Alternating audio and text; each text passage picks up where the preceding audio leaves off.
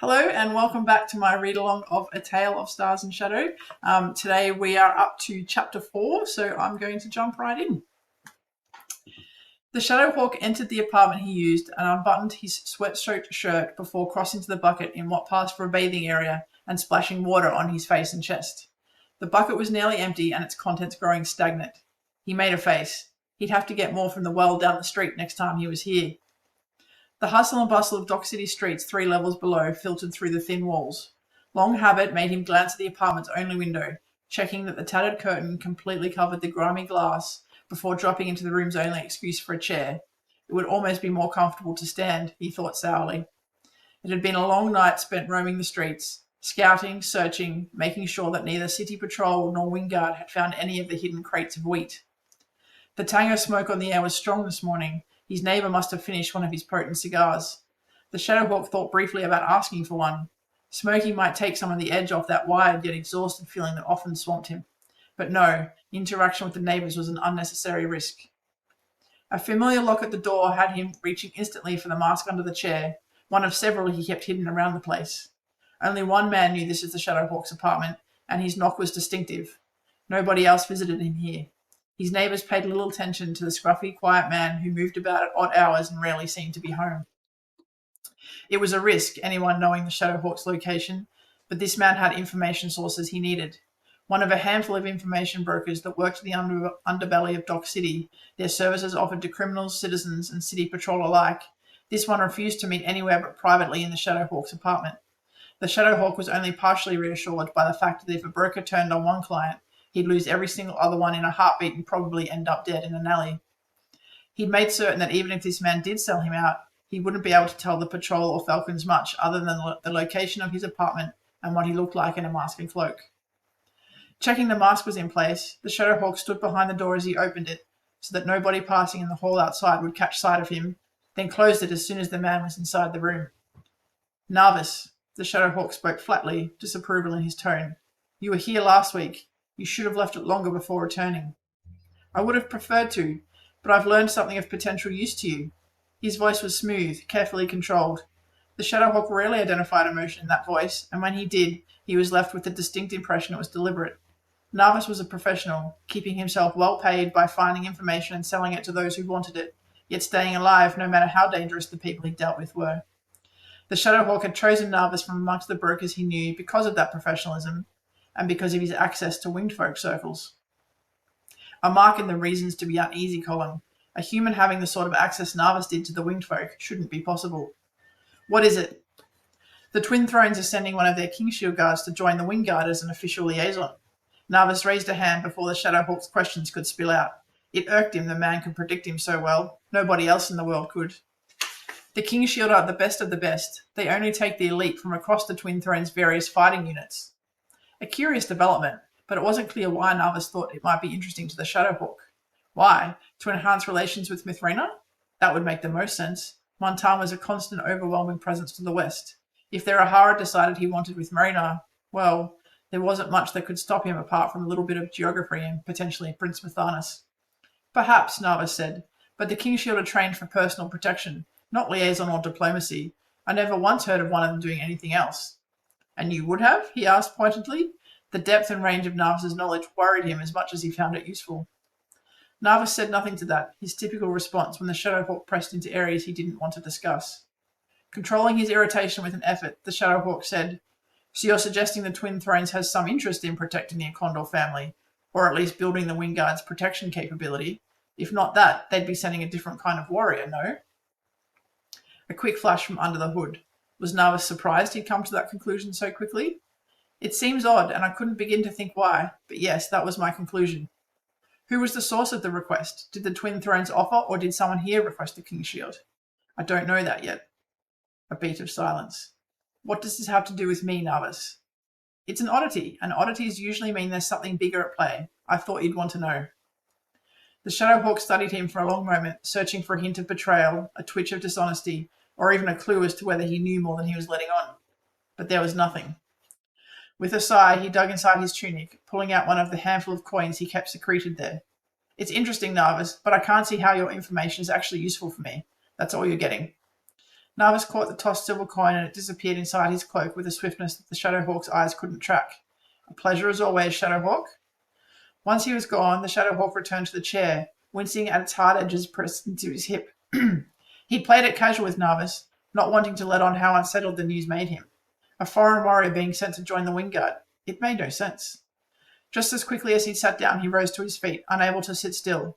As little sense as it made for the Condor family to request a Kingshield liaison, it made even less sense that the Twin Thrones would just offer one up. So the Condors had requested it.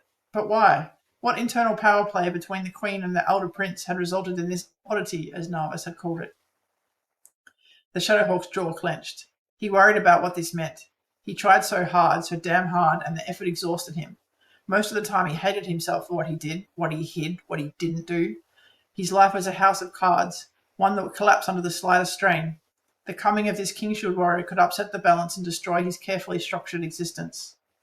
He shook himself then, straightening his shoulders and pulling on a fresh shirt. Aside from their futile attempts to catch him, the Wingguard had nothing to do with the Shadowhawk. This foreign warrior's focus would surely be on protection and training, not on anything else in Mithrina. There was no reason why his activities would be affected or threatened. But there was something, a faint tremor deep in his gut. The coming of this warrior was going to change things. But how? He would have to find out. He couldn't trust Navis. He couldn't trust anyone. So he'd have to find out another way. After all, he was the Shadowhawk. Despite his secrecy, his connections spread deep throughout Dock City. There were ways he could make sure the coming of this foreigner didn't upset his work. It was far too important. Okay, that's the end of chapter 4. I'll pause here for a moment for those of you who don't want spoilers before I jump into my author commentary. If you are jumping out here, I hope you enjoyed. Please consider liking and subscribing below. Otherwise, stick around and I'll start having a chat about my thoughts on this chapter.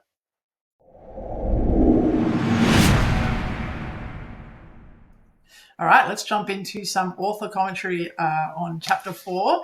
So obviously this is a second scene with the Shadowhawk. He's just returned to his apartment after a long night, making sure that the heist that he and his crew kind of carried out in chapter 1 has gone well, essentially, that making sure that no one from the crew's been captured, that the crates of wheat and the supplies that they stole have been safely distributed to the places that they needed to go. So he's been out all night doing that and kind of comes back to his apartment exhausted.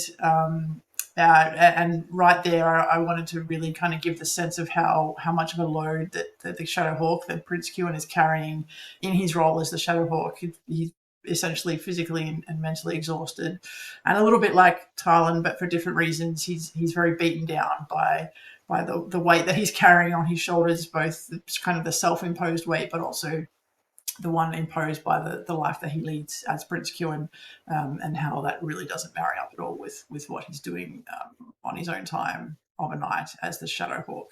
And then Navis shows up, and that scene then becomes layers upon layers upon layers of intrigue, because Navis is also Sarvan, Tarkos's ally, trained shadow, and he's in Mithrina furthering Tarkos's long-term plans alongside Azrael. And so he's the kind of a very secretive character. That's his job as an informant for the Shadowhawk, but he's also got this whole other purpose.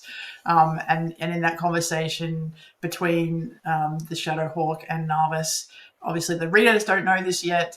Navis doesn't know this, but Cuinn is the Shadowhawk, and so he has song magic, and you can kind of get little hints in that scene there where he's trying to kind of draw something from Navis that will help him understand the conversation better, but getting nothing, because Navis is a trained professional. He's very good at what he does. And so Cuinn is kind of relying on essentially his own brain to understand how much of what Navis is telling him he can trust, what might be being fed to him, and filtering the information and the reporting that Navis is giving him through that lens of distrust. And then by the time Navis leaves again, he's just kind of utterly exhausted. And writing those scenes is equally exhausting, by the way. So when you're kind of really getting into your character's head there, and just how kind of, I said it earlier, but physically and mentally tired from what he's doing, and you kind of really trying to get that to come out on the page, you then kind of finish those scenes feeling just as tired. And then we leave him kind of thinking about the reporting that Navis has given him about this foreign warrior Talon coming to Mithrena and what that might mean, and whether it will have much of an impact on what he's trying to do. And as we all know as readers, it's going to be massive, right? Talon's arrival is going to just upend everything. And there's something in the Shadowhawk's gut that's kind of telling him that's what's coming. And as is his way, he kind of just puts his head down and he just keeps trying, right? So no matter what happens on the exterior, this is who Cuinn is. He just tries, even when he's tired, even when he's exhausted, when he's in pain.